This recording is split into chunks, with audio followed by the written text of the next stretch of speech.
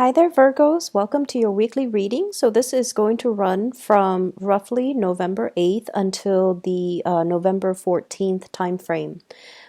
Before I begin with your reading, I just want to apologize for the delay. I've been swamped with a lot of things, and so I'm trying to split up, do 6 signs on possibly Saturday and then the other 6 on a Wednesday. That way I can get all of them in. So the time frame is going to run from the time that I do the reading. So it's going to run from 1 week from the day that the reading is published. So hopefully you guys still find these messages to be helpful, and hopefully it resonates. So let's get into your reading here. I feel like the major focus for the next 7 days deals heavily with cooperation. Okay, I feel like you have somebody in your midst that is a little bit difficult to compromise with and to work with. I see the energy of somebody who is dragging their feet, like they're very slow to act. And I feel in the more extreme sense, they could be a little bit lazy. And then in a milder sense, they can just, take their sweet time. They don't really do things with a lot of urgency. And so I see this image of a polar bear, and it's just sitting in one place, and it's just, snacking on the salmons, and it's not really doing much. And I feel like you're nudging the bear. You're like, get going, get moving, do this, do that. And I feel like the person is just taking their sweet time. They don't do things with a big sense of urgency. I feel like things around your home environment could be, not as clean, as orderly, and as organized as you need it to be in order to function. And I feel like this is your office. This can also be your home environment. I feel like somebody's leaving stuff out, dishes, dirty laundry, and they're not really pulling their weight or doing their due diligence to pick up after themselves and to, chip in with the housework. I also feel like there might be a lot of work from your end where the house chores and things like that is neglected. And it's showing up greatly in this card here, the Empress. She rules the home, and she rules like a neat and orderly environment. And this is pretty much, owning your space, claiming your space, and putting things away where they belong. And I feel like you're coming to a head, you're coming into conflict with another person that you might share space with. So if you're co-parenting, you could also be, sharing that space. If you're working with another person and you're sharing an office, or if you're sharing a cubicle, there could be a lot of invasion of your space, noise violation, lack of orderliness, and things like that. And I also feel like, you're doing your part to really take care of the home environment here with the Queen of Pentacles, and the other person with the Five of Pentacles, they're not really chipping in. So there's like disputes and arguments about space, about orderliness, about cleanliness in the home front. In your love relationships, what I feel though is there's a need to compromise. Okay, there's a need to kind of like, I see a lot of discussions and talks between you and your partner about big goals and big plans. Where are we going to live? Where are we going to buy property? When are we going to settle down? When are we going to, start building a family? So I see you and your partner talking a lot about plans, dreams, aspirations. If you're not in a committed relationship, I see you're getting to know somebody, and you're finding out, about their dreams, their passion, their long-term goals, and about where they're planning to be, what they see themselves doing in about 5 years' time, 3 years' time. And I feel that the person that you're dealing with, we have here a fire sign, Sagittarius, Aries, or Leo. This is somebody who is, a leader in their own right. Okay, so this is somebody that leads the way, that takes charge, that takes a lot of initiative. When it's in the reverse position, it's somebody who might be going through some type of inner conflict, or some type of they're experiencing some type of blockage in their own life, and they're questioning their sense of direction.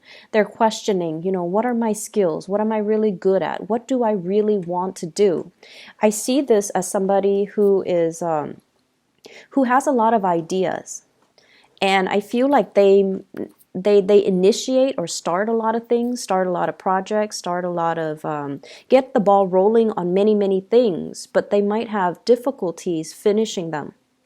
So you're dealing with someone who's a little bit scattered, and I feel like unless they take the time to really figure out their strengths, their weaknesses, their passions, and the things that they don't want to do, it's going to be really hard for this person to arrive at a sense of direction when it comes to overall plans and how you fit into their life goals, and how you fit as a relationship partner into their life trajectories.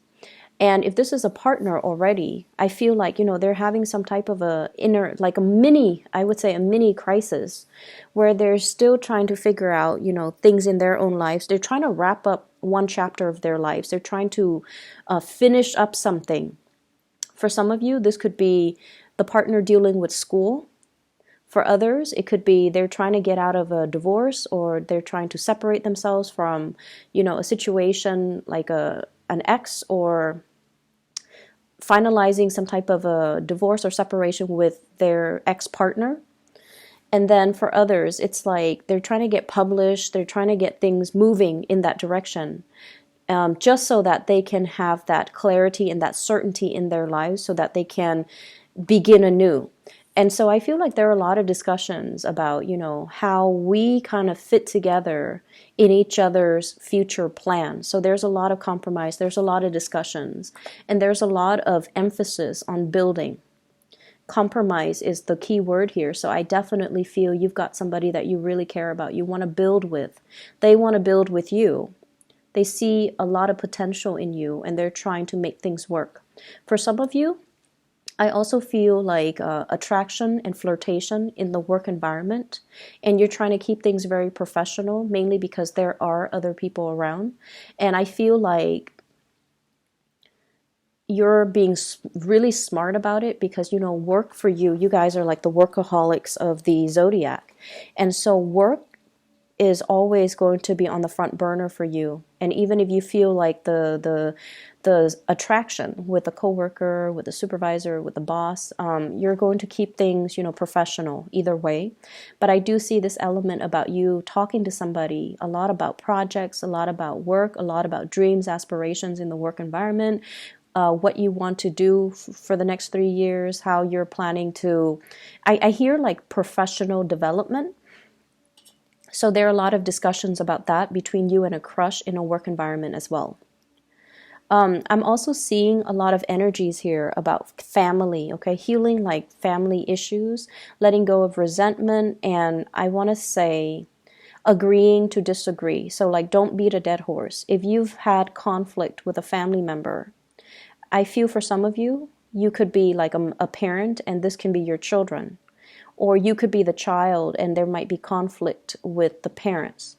I see one person constantly telling the other person what to do, just like somebody giving advice or telling the other person what to do unsolicited. And I feel like somebody patronizing another person and treating them like a child, and not giving them the freedom to make their own mistakes, and trying to steer them in the direction that you want to go, rather than in the direction that they want to go. So this can be you to a child, or a parent to you. So I feel like a lot of that, there's like resentment. And I feel like when you meet up with this person, for the first 10 minutes, things can go really, really well. Hey, how are you? I've been thinking about you. What have you been up to? And then past that 15-minute mark, conflict starts to arise. They would say something, and you feel like it's a criticism, or you feel like it's you feel like it's kind of like them digging at you. but I don't feel that it's meant to be that way. I feel like they're just very concerned, and so don't get too defensive. Hear what they have to say, and just envision yourself. You know, a lot of the times when we deal with family members, we have too much history with each other.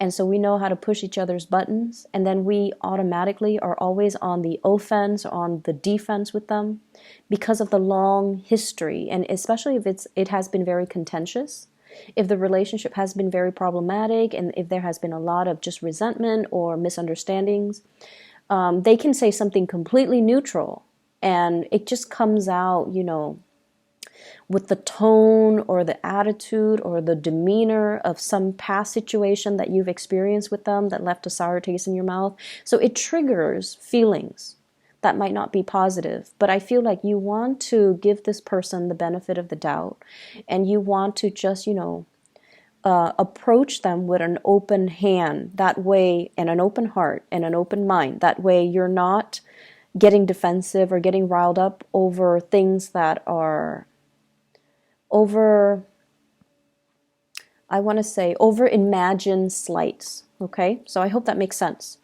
The Five of Wands, this is once again conflict, and you know, it's a person against a tree. Different species communicate differently, and so I feel like there has been a lot of misunderstanding between you and a person, and I feel like the distance, you might live far away from them, so you don't see them on a regular basis, but when you see them, it starts out fine for the first, you know, few minutes, and then after that, it just descends into chaos. And there's they're trying to make amends. They're trying to do like a peace offering. They're trying to reach out just to communicate with you, just to see what you're up to, because they do care. And they're not looking for a fight. The tree is backing down. Okay, so the person's not really looking for a fight. And so I feel that you should, you know, take what they say with a grain of salt, and let your guard down a little bit, and don't be defensive. I feel like the distance between the two of you, and I also feel like this might be a family type of a contentious family relationship where you really, really care about each other. And the more you care, the harder it is to be objective, right? And so let your walls down, okay? She's got her mask on. She's listening to her intuition. She's got the sword in front of her, so she's kind of like got her walls up. And so the advice with this card is all about, you know, listening to your higher self. Let go of the imagined slight. Let go of the resentment, especially as it relates to, you know, dealing with family members. I'm also seeing as well, this is the next 7 days is all about communication clearing up, okay? So clearing up of old energy, clearing up of communication. You're talking to another person about plans for travel, and it is the holiday season here in the US. So I feel like there are a lot of travel arrangements, a lot of plans being hatched out between people. I'm going to come to see you. When are you available? And I see many of you are taking the time to see parents, which is great. Many of you are taking the time to host family gatherings, even offering up your space so that other people can come into your space.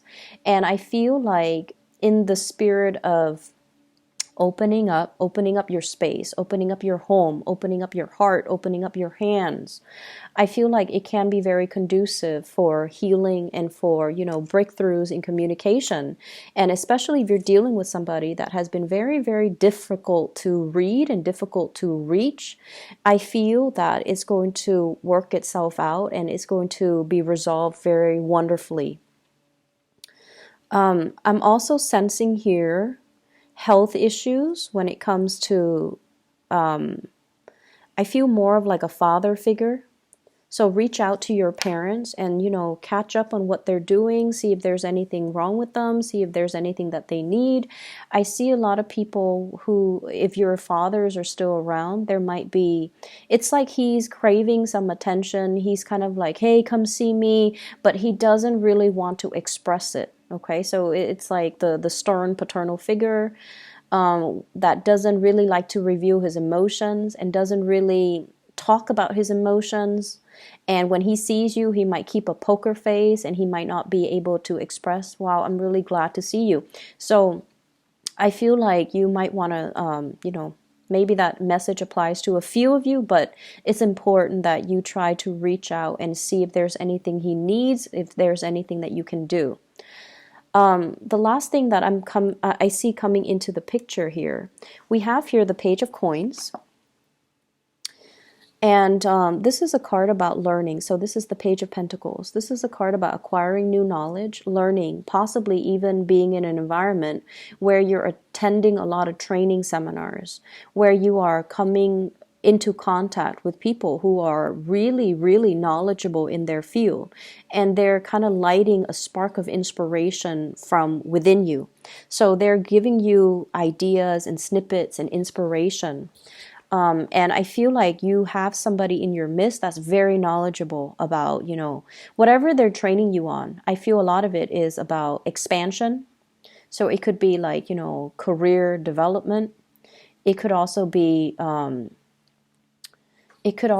like financial planning, taking control of your financial future, how to accumulate more money, how to invest. You're doing some type of a course, you're doing some type of learning. And I feel like whatever you're learning, I see you with a group of people that you really get along with, that you really enjoy their company. And everyone is there to build something, to learn something, and to get something out of it, to make the most of the situation. And with this situation, I feel like whatever you put in is what you're going to get out. So I feel like there are a lot of activities for group work. I also feel like you're going to come away with it, from it with a lot of knowledge and a lot of skills to help yourself professionally. I also see this element here about being very, very, like stage fright is what I'm getting. Putting on a brave face, even though you might be experiencing stage fright or social anxiety, feeling like people around you have so much to offer and feeling like you might be lacking. This is a typical Virgoan trait, feeling like, you're not good enough, feeling like you don't have enough to offer, feeling like your voice doesn't matter, and feeling like, I don't know, I don't want to say it, I don't want to ask that question. What if people think, I'm being silly? What if people think I'm stupid? What if people laugh at me? So there's a lot of social anxiety if you're along with a big group of people and you're afraid to speak up, you're afraid to ask questions. Don't be. Whatever question that you have, I'm pretty sure other people have the same question. So it just takes one person to break the ice, okay? So I hope the reading has been helpful for you, Virgos. Once again, I am very sorry that I am late with this reading. I hope it resonates, and I'll see you guys in about, next week, next Wednesday. All right, take care.